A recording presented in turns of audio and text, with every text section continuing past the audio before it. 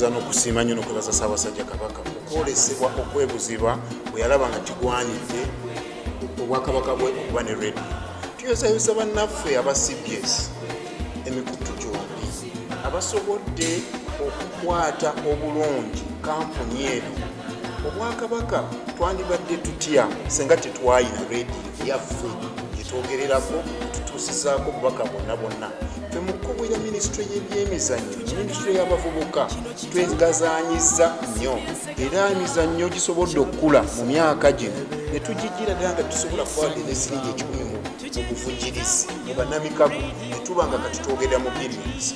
Obulamu bw'abantu busobodde okukyuka kubanga ensi eno ekyuka nga waliwo omuntu akuwa obubaka obukongerako obukyusa obulamu bwo. Nolwekyo twagala okuyozaayoza bannaffe bonna abakyabasa olw'obuweereza obulungi okuba nti basobodde okukuuma ekifo ekyokumwanjo kumpi okuva redio eno bwe yakulawo okutuusa olwaleero. Naye okuwumula si kutuuka. Njagala kubasaba ffenna awamu abantu ba Buganda kubanga redio eno teyimirira yokka mu ngeri ya namunigina. Wagiwuliriza oli wankizo kumpi okwenkana ne managing director munafu Kawuya Mwebe. Ffenna tukwasize wamu twewala okulwala obulwadde buyita destination disease nti tutuuse tetunnatuuka ne tukyayina okukola nga tweyambisa redio yaffe eno bikira bye tukoze.